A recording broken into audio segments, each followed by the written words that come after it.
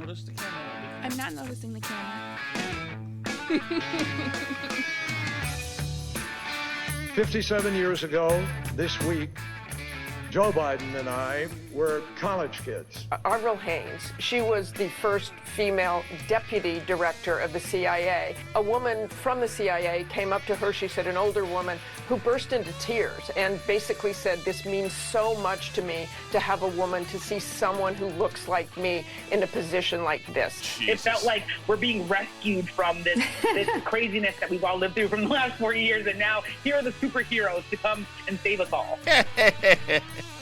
That last person you heard was the taxpayer-funded Yamiche Alcindor, PBS reporter who covers the Biden administration, who gives you all the news and information you need to know about the Biden administration, including the stuff the administration won't want you to know. They're going to try to contour and shape marketing and messaging so that people like Yamiche Alcindor report on them the way that they want her to, and it's already working. We haven't even started yet. Today was an incredibly, talk about X-rated press. Today was an incredibly tongue bath filled day. It was ridiculous. I was to a new level, and the best thing is that they just can't hide it. They just can't contain themselves.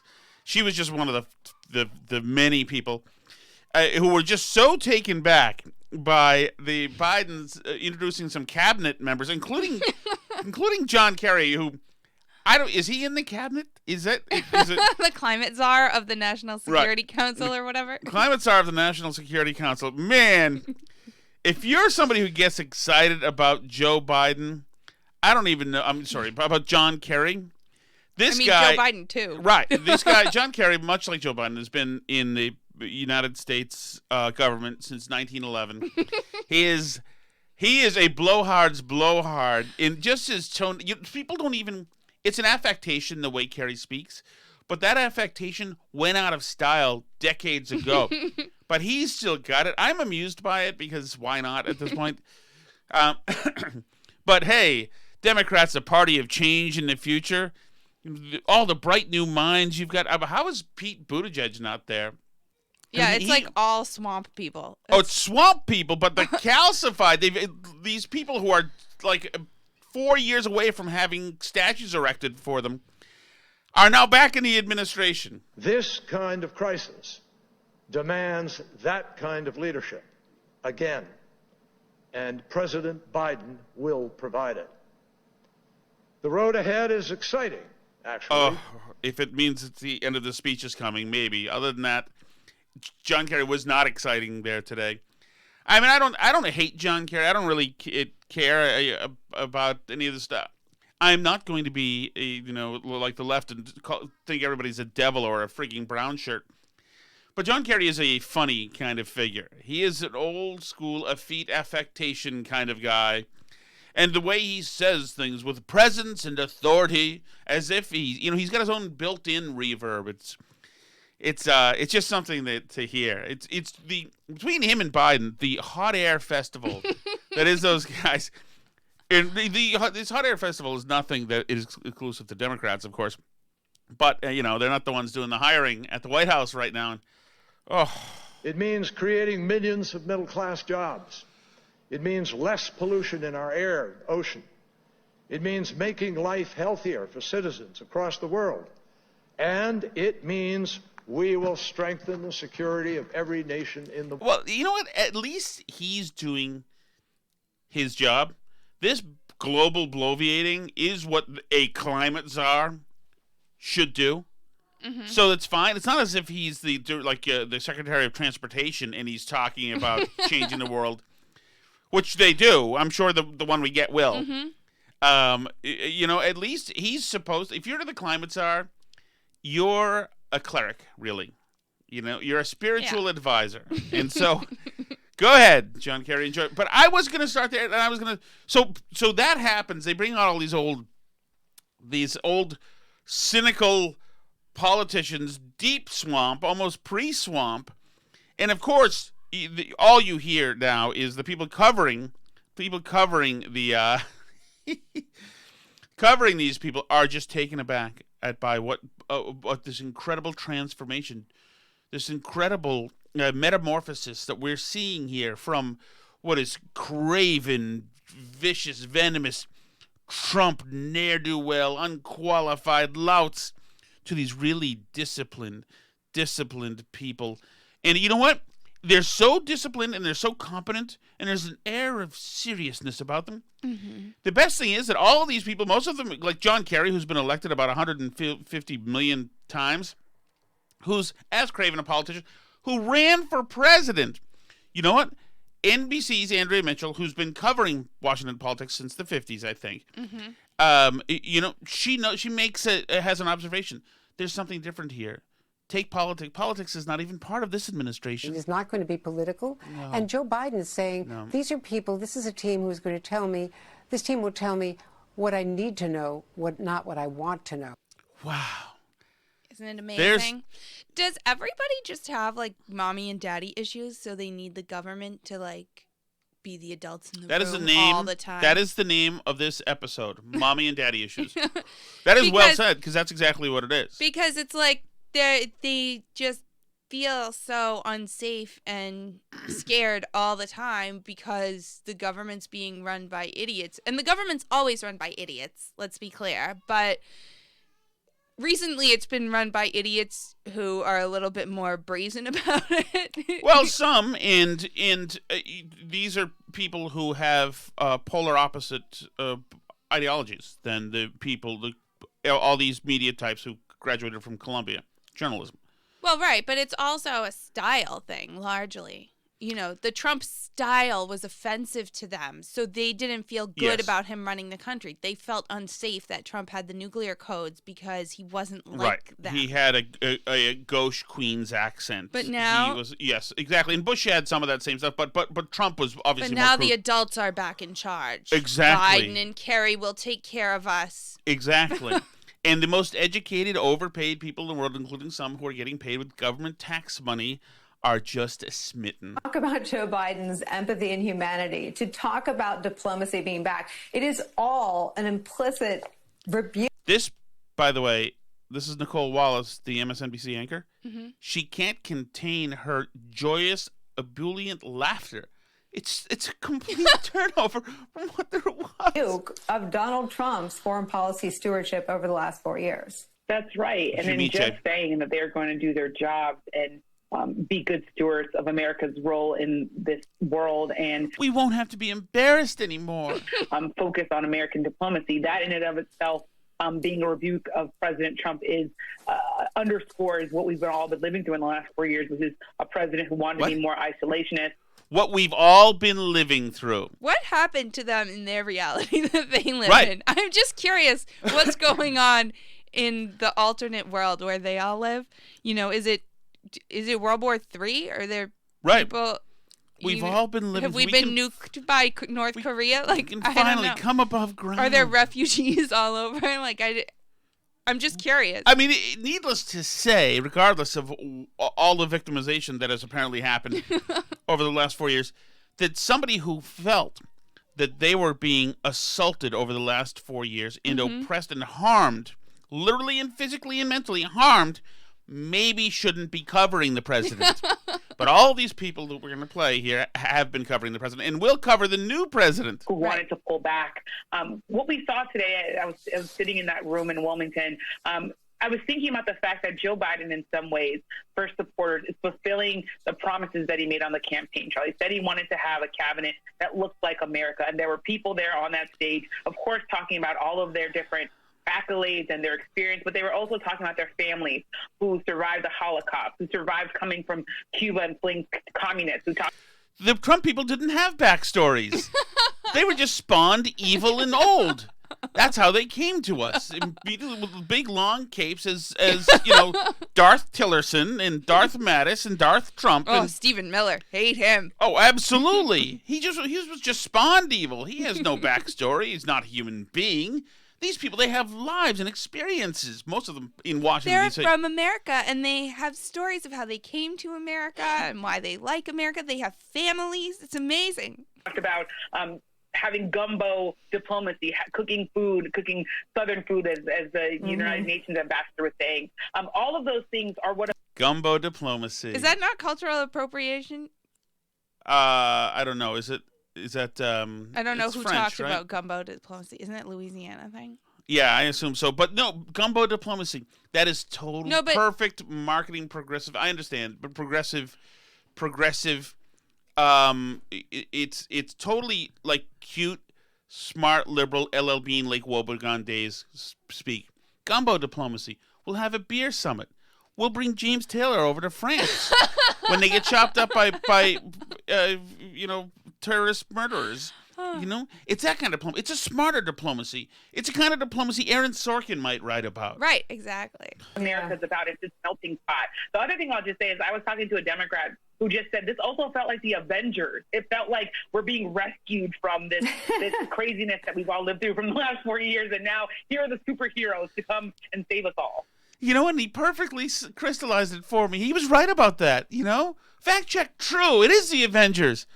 Oh, my God. It felt like we're being rescued from this craziness that we've all lived through from the last 40 years, and now here are the superheroes to come and save us all. How do you pitch from one extreme to the other like that? You were just recently in a hellscape of fire and pain because bad and evil was in the building. Now, the best people, they're not even people. They're immortal, obviously. Yeah, they're the better. Avengers. They're superheroes. Now, they're the Avengers. John Kerry. Have you heard of this? There's a John Kerry, and he's wonderful. I have a theory, actually, that superheroes... Mommy and Daddy Issues. Let's mark the time. That was... I don't know. It was around maybe 6-7 minutes in or something, maybe? I don't know. Go ahead with your theory. So I have a theory that superheroes are like a substitute religion for Americans. I mean, obviously politics is a substitute religion for secular Americans, but like we watch all these movies and they have this elaborate lore. It is really like the Greek myths and the Roman myths and stuff. And you can, fit new superheroes into your lore. If you discover a new culture where there's a new superhero, you can fit that right into your pantheon of gods. And I think that hearing these reporters talk that way really cements it for me that that's really how they think of the world. I mean, they see it as a mythology, but they fit things into that narrative story of the world, that there are these superhuman figures that are kind of like us, but can rescue us and do stuff and rule us and all that, Right. I totally agree with that. And I think they feel that they also have a role as the super journo. Right. I mean, I think that there's a reason why superhero movies are like the most popular thing. Oh, certainly.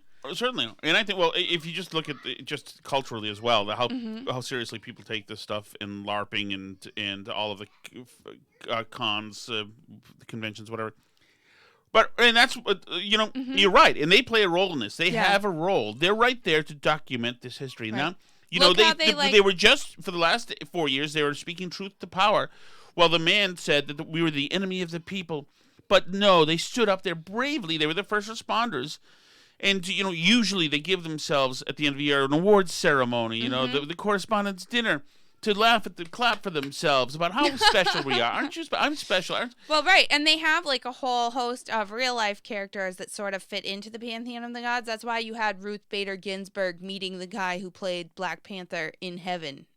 Right. Chadwick, because this is, like, their lore in their heads that is happening. Is like Ruth Bader Ginsburg is one superhero, Obama's another, you just got, there's AOC, you fit them all in, and you have your pantheon of gods, and they sort of fit in with the pretend gods, but the line is blurred for them mentally. They can't quite separate superhero fiction, or like Wonder Woman. Look how they did you see that meme that was going around for a while that people, like feminist people, were sharing, that had like Princess Leia, and then the girl Robin Penright from whatever it is, she was like in Wonder Woman, and it was like, oh, thank God we've lived long enough to see all our princesses grow up into warriors or something. Oh yeah, that was Princess Bride.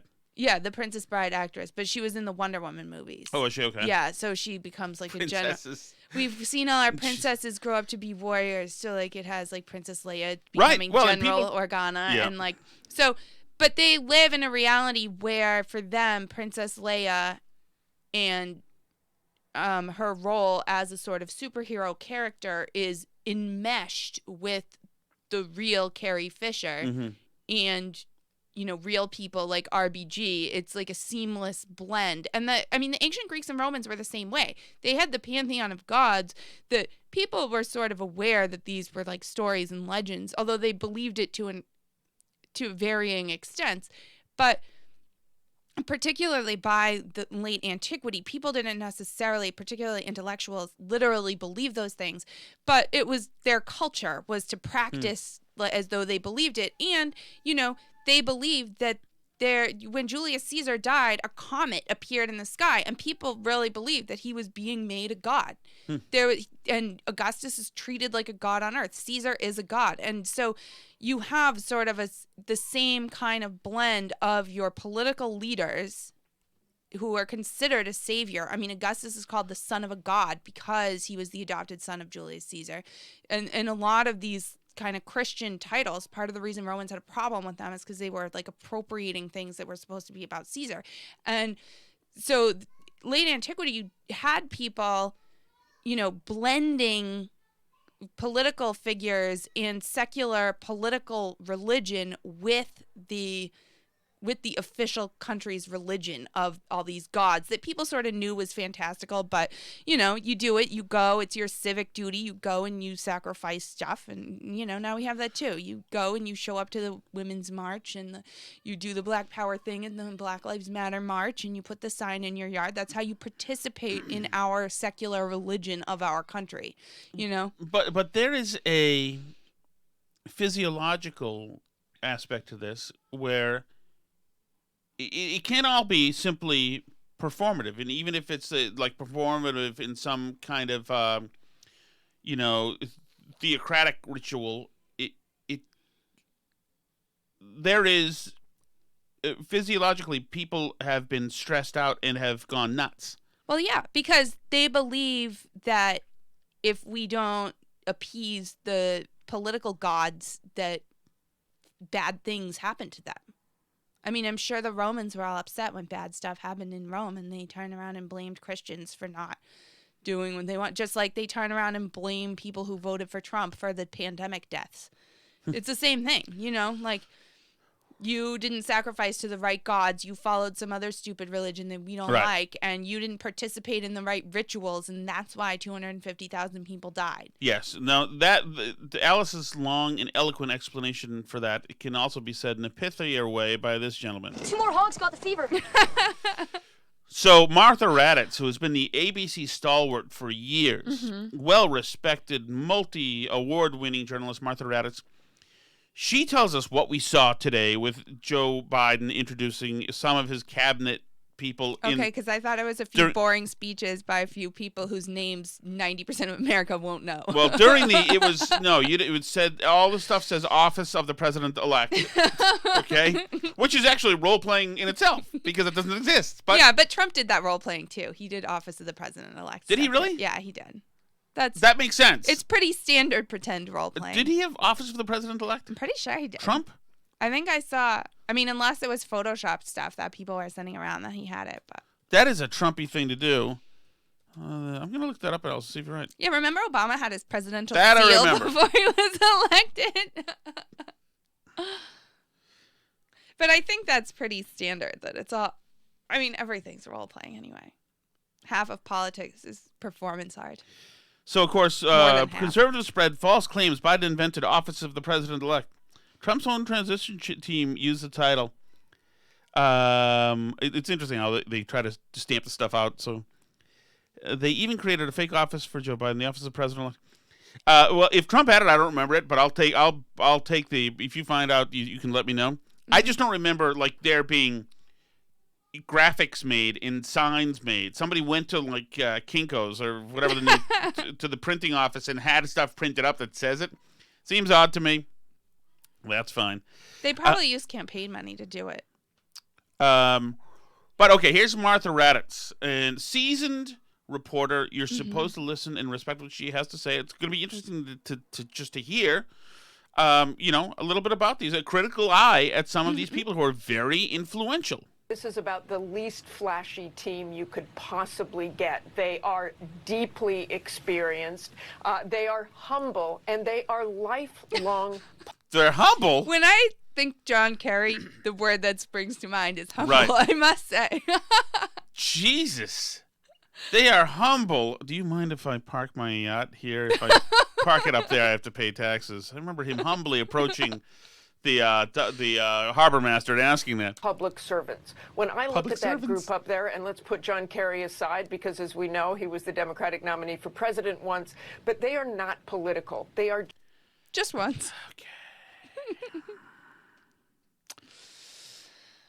They are not political. Just career people. They have worked together for many years. I remember Jake Sullivan at the side of Hillary Clinton when she was Secretary of State all the time. Okay. They're not political. Not political. She did say she'd set John Kerry aside for that one because he did run for president once. And the world's all right with me. Just one look at you, and I know it's gonna be a lovely day. Okay. That's fine. There you go. Go back to Martha. This is about the least flashy team you could possibly Not political get. either. They are deeply experienced. They're even they are less humble, political and than they I are was saying a minute ago. Public servants. When I look at that group up there, and let's put John Kerry aside because, as we know, he was the Democratic nominee for president once, but they are not political. They are just career people. They have worked together. They never have politics in mind. When you're spending any time revolving around as the closest advisors to an elected official, you never think through a political filter, ever. No, not or this like group. People who worked closely with Hillary Clinton. That's what springs to mind. It's not political. Hillary Clinton herself I wouldn't consider a political person, ever. To a fault, I thought. Together for many years. I remember Jake Sullivan at the side of Hillary Clinton when she was Secretary of State all the time. And as they say, they really do reflect America. Avril Haines. They really do reflect America. Can you imagine how intellectually facile that is to say, because they kind of look all different and Americans look all different? This is, you know what this is? It's a reflection. I mean, by the way, us. didn't Trump have gay cabinet officials, Hispanic cabinet officials? No. Isn't Ajit Pai the Ben FCC Carson is white. chair? Ben Carson. And he was political too. Very political. Very political. All those people are very political and very white. And Elaine Chao is very political. And male Elaine white. Chao, Correct, white. She was the first female deputy director of the CIA. And when she was asked about that later on, she said she was surprised. She didn't really think of it that way. But a woman from the CIA came up to her, she said, an older woman, who burst into tears and basically said, "Oh, Jesus Christ." Okay. Okay. Are you going to make it through this show, Tom? She burst into tears, came up to her at the CIA, and burst into tears. So stifled were the emotions for so many years, and years turned into decades. So stifled was the oppressed energy of simply wanting a moment of validation for one's own gender that she simply couldn't contain. She burst into tears. Finally. This means so much to me to have a woman, to see someone who looks like me in a position like this. So it matters to those. If that were a high-level person who said, it means so much to me finally because I couldn't. My mind is not equipped to imagine ever a woman ascending to any degree of power in this building. I can't imagine how that would ever happen. That being said, I did tear up with Amy Coney Barrett. I'm not going to lie. She wasn't the first woman in the Supreme Court. Yeah, but she's the first, working mom with kids, isn't she? young, like school-age kids. You can direct message Alice Shattuck at the Burn Barrel Podcast for her turning coat here in front of us as she hobnoggles. Is it hobnobbles? What? I don't know what it is. As she makes her migration to Martha Raddatz, and I know it's identity politics. I am married to Yamiche Shattuck. Employees, and right now I have to think in all those departments, they are thinking about having these career officials back. I wanted to follow up on that because it did seem like career officials are going back into Washington. Washington, has been so. Thank goodness. Avril Haines' comments were the most pointed of all the comments we saw. Talk about speaking truth to power, talking about the independence of the intelligence community, not a policy-making community. We know they've been under siege for much of the last 4 years. The intelligence community has been under siege for the last 4 years. That's where it begins. Is there anything more we need to know about why George or Martha, about why they've been under siege at all? Is there anything at all that happened during the last peaceful transition of power that might have made them feel like they were under siege? Absolutely, and she made very clear that she will speak truth to power, that she will tell Joe Biden. And when I think underdogs, I think the CIA. Mm-hmm. That's the people that need to stand up to the man, the CIA. They're so downtrodden at the CIA. I mean, that's imagine. What, on his farewell speech, Eisenhower mentioned. That the CIA in the military-industrial complex are underdogs, and let's show them a little bit of mercy. Kamala Harris, exactly how she views what's going on in the intelligence community, which right now, in the last 4 years, many thought was politicized and skewing the intelligence in a certain direction, putting politics before what they actually... She's not, if you're listening and think she's talking about Hillary's boys tampering to screw Trump. That's not what she's talking about.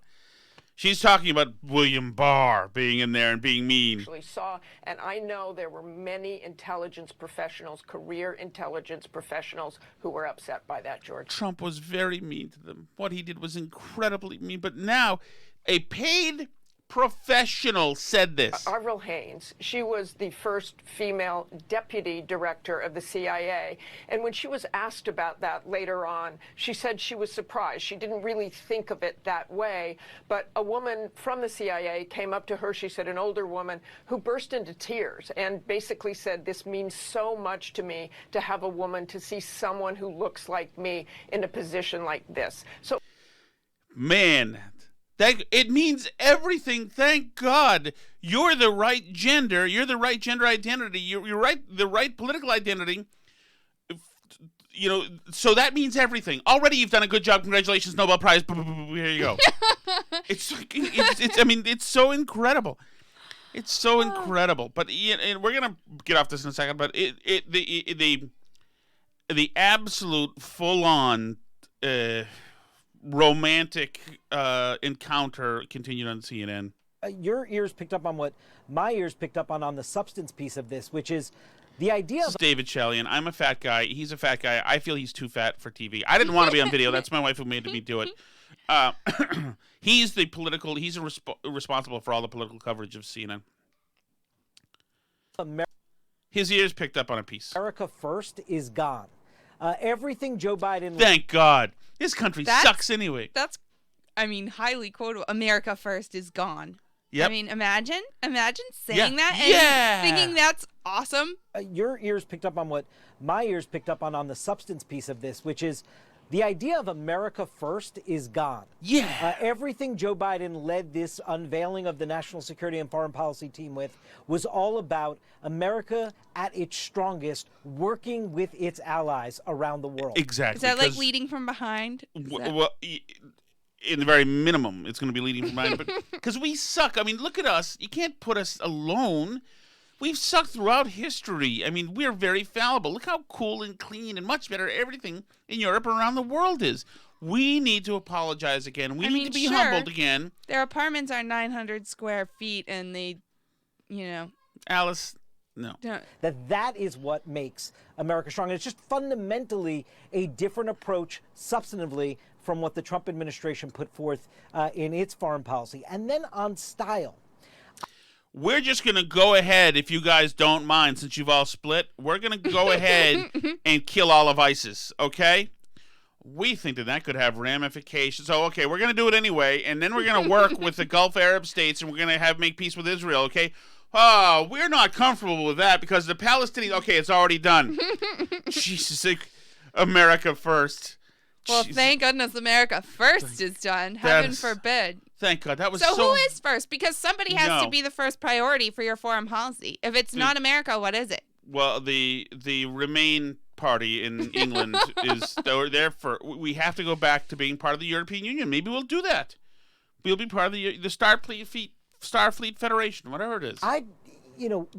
The words that were used, Vice President-elect Harris at the end used a lot of these words, but so did Joe Biden. So did a lot of the nominees when they spoke. Truth, facts, science. Oh, my God. They said all the right things. I've been dying to hear that. They said science out loud. That means good things. Those are good things. It says science in my yard sign. Those are all good things. The Trump people. This is the absolute physical romantic interlude that took place today everywhere and they cannot help themselves. They cannot help themselves. The president-elect talked about, I am going to demand that these folks tell me what I need to hear, not what I want to hear. That's Vice right. President-elect Harris saying, give it to Joe me Biden's gonna straight. Ask very tough questions of these people. So those are all stylistic cues. Especially John Kerry's words when he said about Joe Biden's belief in God, but also another stylistic cue. I got copious notes. notes. I got it all down here. On Earth, all of that was designed stylistically also to contrast with what you're seeing day in and day out in the Trump administration. Which is untrue. Yeah, Susan, there was this emphasis on truth. There was an emphasis on science as well. Is But Daniel this Dale was around to timely check any of done. this? And look, Joe Biden just tweeted, "America is back," or his campaign. Isn't that awesome, guys? That. They're We signaling tweeted in a that. way that the Trump years You know what? were a departure Finally, a president who uses for Twitter. That is America, great. And that now they are course correcting to kind of get back on track. What do you think? Heard several of the nominees, in fact, talk about the fact that this was not about politics. No. They would offer a kind of expertise, a return to working together. And just as David said, on a stylistic note, I haven't heard the word service used, as in public service, so much in the last 4 years as I did just in a few minutes. With the Trump people, it was all about blitzkrieging and, a remarkable change in tone and a message to the world, I think, that we're not going to be treating allies as adversaries anymore, certainly. That's right. It's a better Except day. Israel. They're going to be treated as an adversary.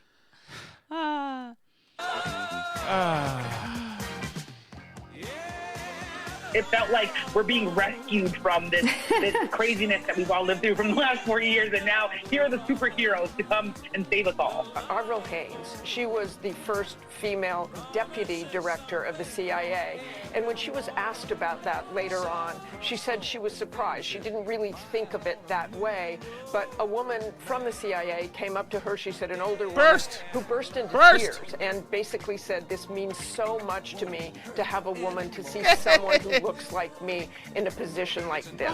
So then, stylistically, to me, where's like truth, service, truth and service are back. Did you hear when John Kerry said it? 57 years ago this week, Joe Biden and I were college kids when we lost the president who inspired both of us to try to make a difference. A president who reminded us that here on earth, God's work must truly be our own. President Joe Biden will trust in God, and he will also trust in science to guide our work on earth to protect God's. Yamiche, he said science again. He's already said service. And he said, God, we don't really believe in that, but that should appeal to those other people. They like that stuff. Creation. Mr. President-elect and Vice President-elect Harris, I look forward to getting to work. Thank you. You know what? Biden, so at the very end there, Kerry forgot his mask and Biden reminded him, which I think is more symbolic than anything. That's the style point I really picked up on that I liked. I look forward to getting to work. Thank you. John, thank you, Matt. Hey, John, pick up your mask. Oh, of course I will, sir. I always wear it. All of us always wear it. We do the right thing. Always. 57 years ago. Shouldn't that, by the way, be something that says it was notable that John Kerry said 57 years ago, because that would make him and the president really old. Just stylistically, how he used 57, by the way, which is the number on every Heinz bottle, by the way. Something's up there. What's the average age of, like, the people who are next in line for the presidency? Okay, so obviously Kamala's young, right? But she's the only one, because there's Biden. With Biden alone, you could have every member of One Direction be in the cabinet, and the median age would be 66. So there's Biden, and then Kamala's next, right? And then it's Pelosi, right? And then Kerry. Isn't she in her 80s? There's Pelosi. Pelosi's in there. Kerry's in there. Who's the president pro tempore of the Senate? Is it the Senate? Oh, that's the guy from the Judicial Committee. The guy who ran it. Is it Harkin? No, it's not Harkin. It's Tom Harkin. He's super old too, right? Yeah. Who? Grassley? Is it Grassley? Yes. Yeah. Yeah. He's like 111 too. too. Yeah, so they're all like, except for Kamala. She's the only one like in line for the presidency who is like under 75. They're like all insanely old. What's wrong? Does that not worry anyone? So, no, stylistically, service was used, truth, they're using truth. And also, by the way... They're there to serve us. They really care. They're like heroes, and they love us. Trump didn't love us like they did. My mom didn't love me like they do. My mom was political. They're not. By the way, I wanted to get to this first, but I got sucked into Yamiche Alcindor's love affair with the Avengers. And but this is kind of breaking. Several employees at Random House confronted the publisher about the new Jordan Peterson book. Uh-oh. At the meeting, several employees cried at the meeting, discussing how Peterson's views have negatively impacted their lives. One told me he's an icon of hate speech and transphobia, and the fact that he's an icon of white supremacy. Sounds like one of the Trump cabinet members, actually, so far. I'm not proud to work for that company that publishes him. Several say they were secretive about the release. They were secretive about the release. 12 more rules for life. They found out yesterday. So Jordan Peterson, if you don't know, is a Canadian professor who simply pushed back against crazy woke progressive stuff, against laws that require you to use pronouns where you could be ruined in the name of the law for not using them, and these other things, including. He's more of a truth teller kind of guy, which of course you're not allowed to have. Yeah, but that's like not even his focus, really. He's more like a self-improvement guru. Right, that was what the last two books have been about. You're right. He's a psychologist, so that's what he does for a living. But on these issues, he breaks down some of these issues which are driving people crazy. But what they really don't like, though, is his self-improvement stuff because it focuses on lost boys, basically. Right, and that's newer, though. That's in the last couple of years. But, he's one of these guys who speaks freely, and it gets him clobbered. And I just want to play a little bit. This is him on the BBC a couple of years ago. This is talking about the gender pay gap, and you'll hear a little bit of how of what you're not allowed to say. Put to you that here in the UK, for example, let's take that as an example, the gender pay gap stands at just over 9%. You've got women at the BBC recently saying that the broadcaster is illegally paying them less than men to do the same job. You've got only 7 women running the top FTSE 100 companies. Yeah. So it seems to a lot of women that they're still being dominated and excluded, to quote your words back to you. It does seem that way, but multivariate analysis of the pay gap indicate that it doesn't exist. But that's just not true, is it? I mean, that 9% pay gap, that's a gap between median hourly earnings between men and women. But there's exists. Yeah, but there's multiple reasons for that. One of them is gender, but it's not the only reason. Like if you're a social scientist worth your salt, you never do a univariate analysis. Like you say, well, women in aggregate are paid less than men. Okay, well, then we break it down by age, we break it down by occupation, we break it down by interest, we break it down by personality. But you're saying basically it doesn't matter if women aren't getting to the top, because that's what's skewing that gender pay gap, isn't it?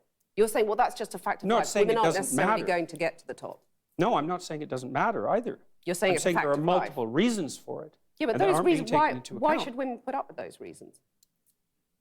Why should women be put up with it? content I'm not not saying to that get they to the should top? put up with it. I'm saying that the claim that the wage gap between men and women is only due to sex is wrong, and it is wrong. There's no doubt about that. The multivariate analysis have been done. So I can give you an example. You keep on talking about multivariate analysis. Let me give you an No. example. I'm saying that 9% pay gap exists. Yeah. That's a gap between men and women. I'm not saying why it exists, but it exists. Now, Yeah, but if you you're have a to say woman, why that it seems exists. pretty unfair. You have to say why it exists. But do you agree that it's unfair? If you're a woman, Not necessarily. and on average you're getting paid 9% less than a man, that's not fair, is it? It depends on why it's happening. I can give you an example. Okay. There's a personality trait known as agreeableness. Agreeable people are compassionate and polite. And agreeable people get paid less than less agreeable people for the same job. Women are more agreeable than men. Again, a vast generalization. Some It's not women a are not more generalization. agreeable than Yes, men. that's true, but that's right. And some women get paid more than men. So you're saying that by and large, women are too agreeable to get the pay rises they deserve? No, I'm saying that that's one component of a multivariate equation that predicts salary.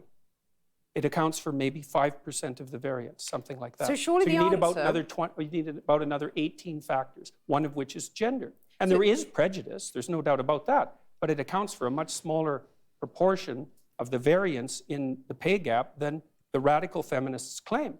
Okay, so rather than denying the pay gap exists, which is what you did at the beginning of this conversation, shouldn't you say to women, rather than being agreeable and not asking for a pay rise, go and ask for a pay rise? Make yourself disagreeable with your boss. Oh, definitely, there's that. But I also didn't deny it existed. I denied it existed because of gender. Okay. See, because I'm very, very, very careful with my words. Well, not always. Not careful enough, apparently, according to the... And we'll link this, actually, this interview if you want to see it. But this is one of the reasons why somebody like Jordan Peterson gets in trouble. And, you know, somebody... Let's say if you're the kind of person who, when there's... I would think there's somebody who's nominated as deputy director of the CIA who has similarities in characteristics as yourself, and you burst into tears because that is the first thing that makes you think it's possible that you can ascend to their level, I would think that you would hate Jordan Peterson right now because you feel that things are unfair completely by biology and culture. And, you know, but if you're somebody who's willing to listen to the guy or reason whatsoever about things like the pay gap, and I have friends who are Republicans who women who are like very sensitive about this. Pay gap is ridiculous because Bill in sales got more pay than I did, and I tend to think that Jordan Peterson is right about the pay gap stuff. Guys take chances. Women please more. Women are more dutiful generally. Yeah. There's Not also always. factors like a lot of the highest paying jobs for men also are very dangerous. Right. Jobs. Women don't tend to want to work on oil rigs. Right. Or be miners or work in like these dangerous types of jobs. It's very telling when everybody's concerned about like women in tech, but you don't see concerns about, there aren't enough women car mechanics and there aren't enough women garbage men and there aren't enough women construction workers. You don't see a lot of stress about that. But, there are jobs in those careers that are high paid, and danger comes with a surcharge for labor. When you're putting your workers at risk, you have to pay them more money. And women don't take those jobs for a variety of reasons. Women also take more teaching jobs. They take more social work jobs. And then you can say like, oh, well, that's because we've conditioned them to blah, blah, blah, whatever we've convinced them they should do. Okay, so fine. But that's a really different problem than saying a pay gap exists because, people are mean and sexist at the workplace and just pay women less for the heck of it. There was a big case. I don't even know what came of this. I didn't follow it. I should ask my brother because he knows this stuff. But I think was it the Boston Symphony Orchestra? Was it Boston Pops or was it a different one? But somebody was demanding to make the same as like the first flute it's like a totally different job because they like key the pitch for the whole orchestra and stuff, and it was like a big deal because they were saying it was a sexism thing, but it really wasn't. And they've done, I mean, with musicians, I know they've done like blind hiring tests with musicians, and the women I think that is how they generally do it, behind a curtain. I don't know if they always do it that way, but they've done tests where they see, if women get hired more as musicians, if it's a blind audition, and they don't. In fact, there's some evidence they might get hired less if it's a blind audition. So it's, like he says, there's many possible reasons for it, but, just bigotry is not really a major factor generally. I mean, it exists. Like he says, there are some workplaces that are sexist where you can be the best employee in the world and somebody's not going to hire you, or they're going to treat you terrible at the job because you're a woman or whatever. But it's out there, but it's a lot rarer than people would have you believe. Also, a lot of younger women now they're graduating from college more than men, and I think it's possible that we could see within the next few years, we could see younger generations, women making more than men, actually. So it'll be interesting to see if there's going to be concern about the pay gap in the opposite direction if and when that occurs. Right. Because it's unlikely that we'll be able to get it to exactly 50 and keep it there without moving forever. Right. And you remember, the Obama administration, for 8 years straight, would kvetch about the pay gap, and never in the administration were they able to get the women paid as much as the men. Right, never. For 8 years. Whenever they analyze these campaigns, they aren't able to do it. It's rarer that women are interested in those jobs that are like that, that are very demanding high career jobs. And, maybe because they've been treated in a sexist way their whole lives, but that's a really different problem that we're talking about. I'll say one thing. Guys are definitely bigger jerks, and that includes members of the White House press pool. As they were talking, as Trump had a quick hit presser today where he talked about the vaccine in the Dow. The stock market's just broken 30,000. Never been broken, that number. That's a sacred number, 30,000. Nobody thought they'd ever see it. That's the 9th time since the beginning of 2020. And it's the 48th. Trump was never into talking about COVID stuff. It wasn't his game. He's fine talking about a record stock market. God knows what the Q people are going to make of all these numbers. I'm sure they're a secret code. He digs this, though. But listen to this. We've played how the White House press pool, what they think about President-elect Biden. It felt like we're being rescued from this craziness that we've all lived through from the last 4 years, and now here are the superheroes to come and save us all. So listen to the press after, in the White House press pool after Trump leaves the briefing room. And most importantly, I want to congratulate the people of our country, because there are no people like you. Thank you very much, everybody. Thank you. Mr. President, why not concede for the good of the country?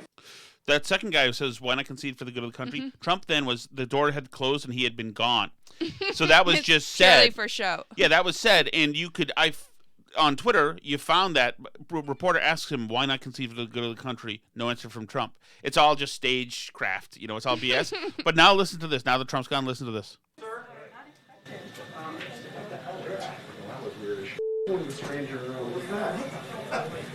Well, that was weird, bleep, the guy says. God, having to do this. This is also at the end of this press conference. You may have seen it on Twitter. Jonathan Karl rips off his mask and doesn't, he's done with it. He's done with it. That's fine. But, just getting back to a little bit of what we talked about with the press here. I just had to dip into Jordan Peterson because you have to, I want to go over, we've talked about the emotion. Wait, so what happened with the people are threatening to sabotage, yes, to it's quit on. and whatever? It'll develop through the night, and we'll have the developments tomorrow. Yes, there's a coup happening at the at Random House. At a Random House, exactly. Wow. But they publish lots of other authors. So if Random House caves to them, if they give them any leverage here, they're gonna just move on to the next most offensive person they can find. Of course, no, they're just gonna keep ratcheting it up. It's not gonna course. stop at Jordan Peterson. There's already, it's very difficult for publishers to not take J.K. Rowling's books, you may imagine, because they sell gajillions of copies. But it's already been an issue for other authors at those publishers. Like, people have pressured those authors to leave those publishers and stuff because it's, It's incredible. It's incredible. It's just this infantilization. Is that something? Infantilization of to make childlike. Yeah, of all these people in their 20s. They're supposedly adults, but they're all hurt and damaged now because of words that people say. They damage them now. My God, this is why college. Don't go to college. Don't spend money in college.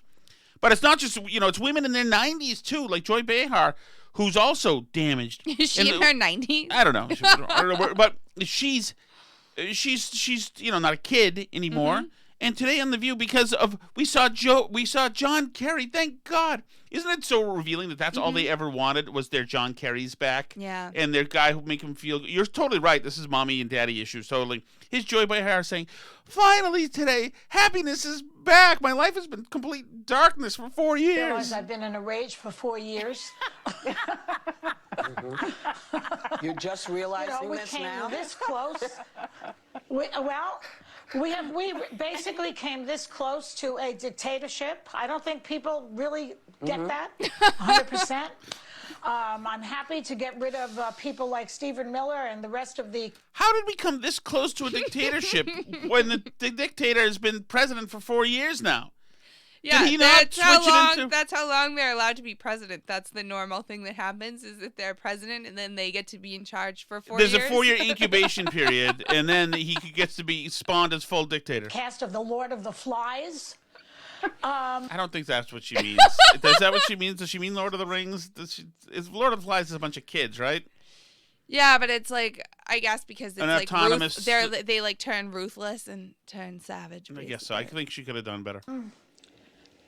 I'm happy to have John Kerry dealing with climate. The climate change is one of the things. When I was a kid, I used to worry about nuclear war all the time because when I was young, they made us hide under the desk. And I used to say, well, why would I bring my library books back when we're all going to die in a nuclear war? And that basically describes my childhood. Happy Thanksgiving. Well, that explains Yeah. a lot.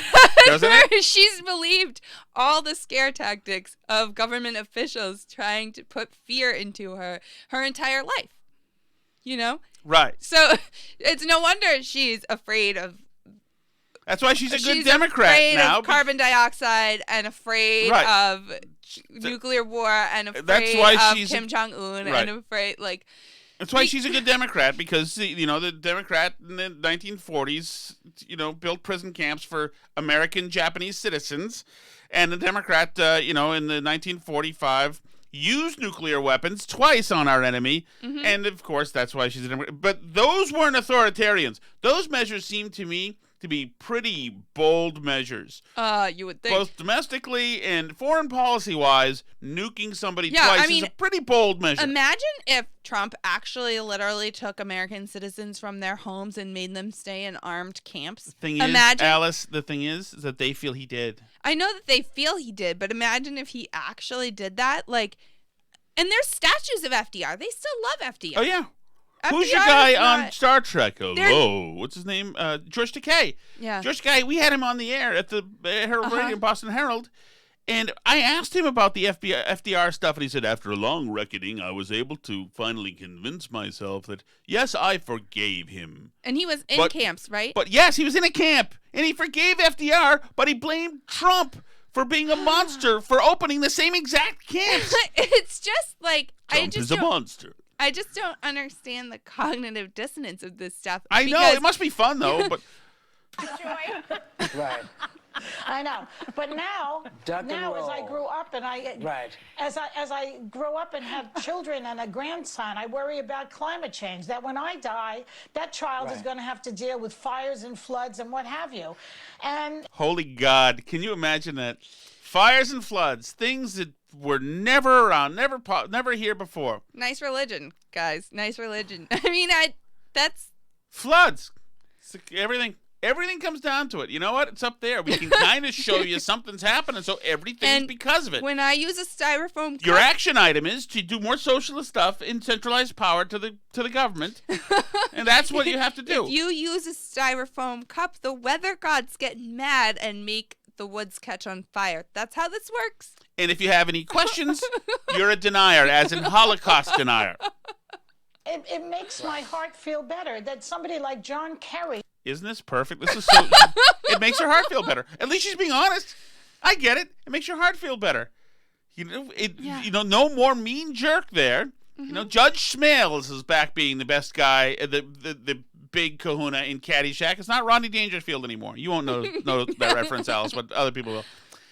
Is in there. General Motors is now backing Biden, and they are going to go along with emissions control. These people would be drilling in the middle of Central Park if they could. I am so sick of cheap heating oil making people in the middle of the country who don't have millions of dollars warm every year. I'm so sick of that. My God. Can you imagine? They drill in the middle of Central Park for their stupid oil. My God, what are they doing with this oil all through the country? Look at all these oil users. Why don't they learn to code? Why don't they just be comedians and laugh about how stupid they are like we do? Relieved. Right. And I want my rage to disappear now. I want to be happy. People online are writing to me, Joy, get happy again. Well, I'm happy. Okay? Before we go, somebody who is not happy, and I'd like to apologize. I've misnamed all the Phils in the world. Yeah. The gentleman Phils, you've been slandered. Phils, you are... Correct. I apologize, and I know some Phils. That the guy in Ashburnham who spit at the women because they wouldn't wear masks is not Phil. He has been on the lam, as you know, maybe living up in the mountains, like Ted Kaczynski was. But this gentleman has finally been apprehended. You're not wearing a mask. I don't care. I'm not going to wear a mask when I'm outside. That's not the law. That's not the law. Good for you. You call whoever you need to call and do whatever you need to do. Selfish is what it is. Completely irresponsible. Okay, thank you so much for your input. Okay. Selfish is what it is. You don't hear words like unite and service anymore. You don't hear those words with your mask wearing. Selfish. He goes back to where and we know what happens. Okay, I have COVID. Hale! Hale! Hale! Hale! I have COVID. I've been tested positive. Hale! Get back here! Jeez. Hale! I don't want to be graphic, but that's like really like wet, thick spit. He's gross. He Hale's like a sick hawks bastard. it before. Ugh. It's so gross. He's a gross person. No, you won't be soon. Hale! Stop it! That is not... That's arrogant. That's Hale, the Westford, Massachusetts, really good, progressive, woke guy. He's a really good person, and he and his wife, who has a different name, of course she does, than Hale, are big, really good progressives in that town. They're the best people that there are in that town, and they'll show you that they're the best people in that town. And the fact that they're renowned now for being spitters on people, that's not something that they should be identified with. They know what's in their hearts. They know they're really good people, so they can spit on you, and that's fine. But they have been, Hale has been apprehended. Alice, do you have any details on this? Yes. So this is from CBS Boston. Police in Ashburnham arrested a man who they say spit at two hikers and told them, "I have COVID," during an incident that was captured on cell phone video. He was identified as 71-year-old Hale Powell of Westford. It happened on November 15th on the Hudson Overlook along the Mid-State Trail. Ashburnham police said the man was with an older woman when they approached two young women and chided them for not wearing masks. The man allegedly claimed he had COVID and began spitting at the women. A photo of the man was released in hopes of identifying him. Police said Powell told them he did not have coronavirus, despite saying that to the women. He was charged with making a false threat of biological agent and assault and battery. He pleaded not guilty and was released by a judge who also ordered him to get a COVID test and quarantine for 14 days. Ooh. Nice. So that karma came for Hale Powell. He works in green energy. No. He works in Are green you energy. Sure? I was pretty sure he was a Raytheon and guy. His wife's profile picture on Facebook is RBG, so that tells you where they are. That's shocked. why they feel entitled to spit on you. Because they vote for the right people. They make the right sacrifices to the political gods to keep us all from getting COVID. And if you do not follow along with the religious rituals of mask wearing and, putting up the right yard signs, then you're the problem.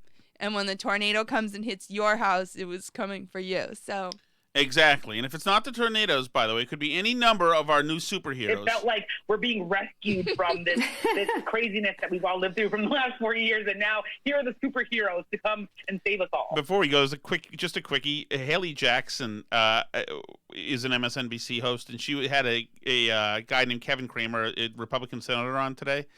And she just asks him a question, and this jumped out to me a little bit. This is Curtis Houck actually had this, I think, on Twitter. Listen to what she's so assured, self-assured about what she's saying in her own truth, even though she's a reporter, remember, a journalist who's supposedly somebody who treats truth like a precious commodity, like she should in journalism. Remember, truth. We're all happy that they used the word truth today in the Biden superhero convention. Exactly. Here's Haley Jackson asking this guy a question. He has sought to just factually, on an about Trump, objective basis, raise questions about the legitimacy of the. I want to play to start again because I want you to hear that he's sought to factually and on an objective basis. He has sought to just factually, on an objective basis, raise questions about the legitimacy of the election that are unproven, unfounded, and dangerous to this democracy. That is factually, totally vetted. That's just a fact, by the way. Just an objective statement here. Objective. What's to say then that the distrust that he's sowing is not going to affect? The question I'm trying to get to is the dangerous rhetoric related to the undermining of this democracy that you have sworn an oath to uphold. Well, don't sweat it because dangerous rhetoric is gone. A light is rising. Thankfully, we've been cast off. We've cast off this horrible, putrid pallor. Is it a pallor, Alice? I'm so tired. I have no idea. Pallor is like paleness. Take it from here, Alice. Shut up. So you can find us on Twitter at BurnBarrelPod, Facebook.com/BurnBarrelPodcast. Send us an email, BurnBarrelPodcast@gmail.com. We are also on Parler now. Sounds like you had more to say. I know. So we're on Parler. Hold on. Starting it again. Go ahead. We're also Burn Barrel Podcast on Parler. You can go find us on YouTube by finding Tom Shattuck's Burn Barrel on YouTube. You can watch those videos, like them, make a comment, and even subscribe to our channel if you want to be notified when new content comes out. You fell short. Now I'm out of stuff. C'est la vie.